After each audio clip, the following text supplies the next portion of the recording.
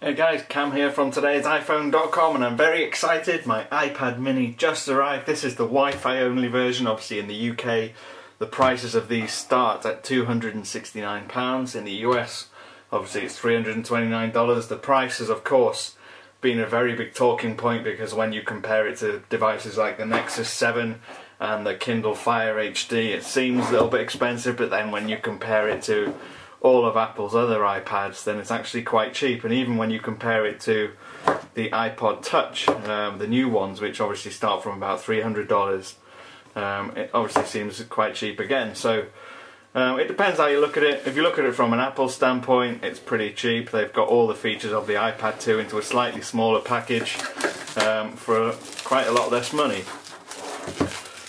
But then if you look at it from a I want to buy a small tablet as cheaply as possible point of view, then you're going to be a little bit disappointed with the price, understandably. So I'm just going to unbox this and show you what's inside.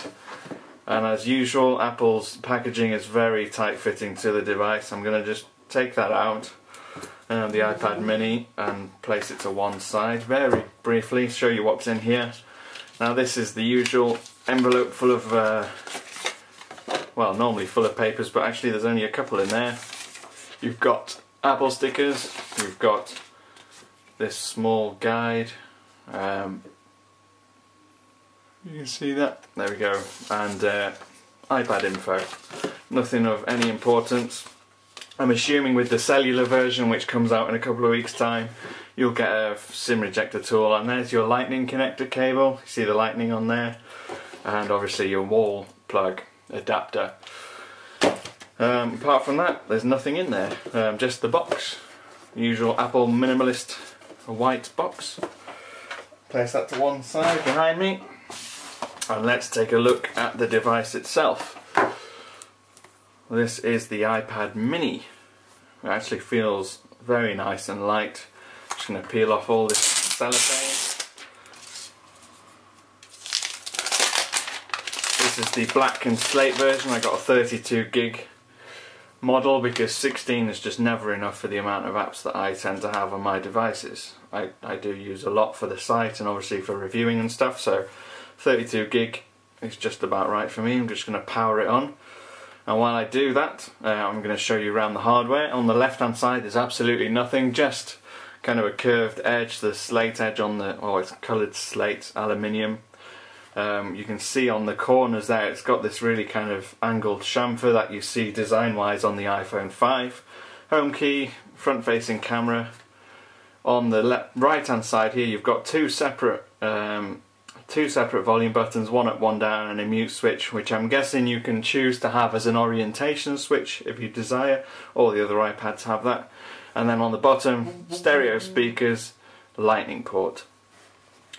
And then when you switch it on, you're going to get your setup options there, which I'm going to do very briefly, very quickly now, just to show you what it looks like. But resolution wise, I'm not as disappointed as I was expecting to be. Obviously it's not Retina, but it's not bad either from first look. So let's just set this up. So you've seen the hardware. I've got it all, well, I say I've got it activated. I haven't restored any of my apps on there, just the default ones on there. You can see actually the screen resolution isn't bad at all when you compare it to obviously the larger iPad with the same pixel count on the display.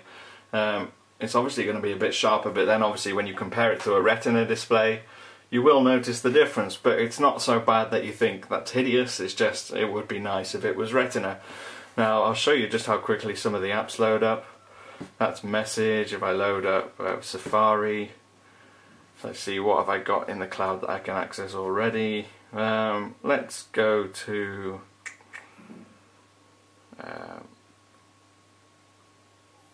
let's just go to today's iPhone.com. One thing I have noticed straight away is that typing with two thumbs in portrait mode is so much easier in the smaller form factor. It feels really nice and light in hand. It's got really nice curves on the back, so it's comfortable to hold. And I'm really looking forward to checking it out further. You see, this is internet browsing. This is fantastic. I mean, this is exactly why Apple needed to make a smaller tablet. Just for that reason alone. I can sit and scroll it with one hand and it's not uncomfortable. It's so light. Yeah, I think I've said enough. for now. I'm going to have a full review up at another point.